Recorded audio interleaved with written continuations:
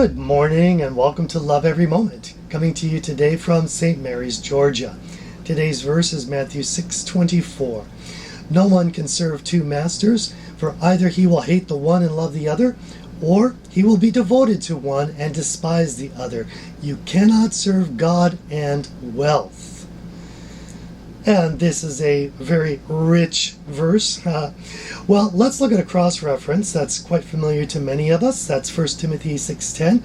For the love of money is a root of all sorts of evil, and some, by longing for it, have wandered away from the faith and pierced themselves with many griefs.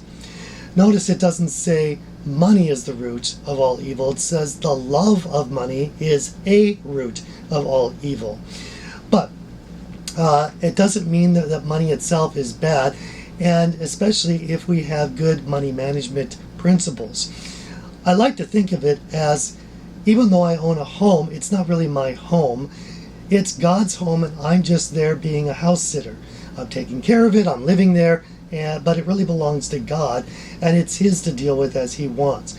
Same with money. My name might be on the paycheck, but it's His money and He directs it, and I just do what He directs. If He says give this amount of money to the church, that's His business. If He says use this amount of money for your groceries, that's His business. He decides what that is. He's a good master of the money. I need to be a good manager for Him of it. So I recommend, for that reason, people like Dave Ramsey and others that have money management techniques from a Christian point of view.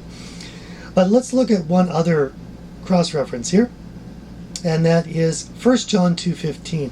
Do not love the world nor the things in the world. If anyone loves the world, the love of the Father is not in him. And money is just one of those things that is really a test of where we are. If you really want to know if someone's a Christian, look at how they deal with money. If their heart is attached to that money, then it really shows. It says the love of the Father is not in him if we love the things of the world. Basically, you're not a Christian if we're holding on to money in our hearts like that. We need to have a loose grip on it and let it be known that it's His money. But now let's look at a really interesting cross-reference here. In our main verse, it says at the end you cannot love God and wealth, but there are some versions that say you cannot love God and mammon. Mammon, or money, was seen as an idol or a god with a small g to the Lord. So look at Exodus 34:14 now. It says, for you shall not worship any other god with a small g, for the Lord, whose name is jealous, is a jealous God.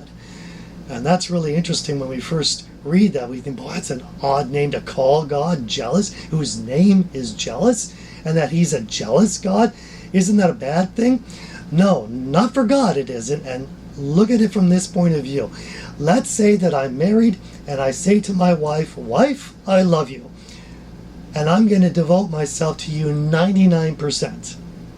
But 1%, I'm going to play around with other women. But you get 99%. Isn't that wonderful? Most women would rightly say, no, that's not good enough. It needs to be 100% or nothing. And it's the same with God. He wants 100% and no other idols such as money. So it's time for self-introspection. Do we love God more than our pocketbook?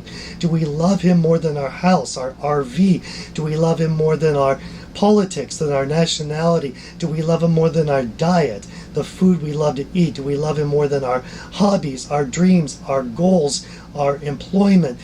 We have to love Him more than anything else so that He gets 100% of us. Okay? But back to our main verse. There's a nugget of hope here. It says, for either he will hate the one and love the other, or he'll be devoted to the one and despise the other. Now watch this. The more we love God, the more we're just naturally going to hate the things of the world. As the old hymn says, and the things of the earth will grow strangely dim in the light of His glory and grace. Because if we love every moment, we're going to love every moment. I'm your average wretch, and I hope you have a great week.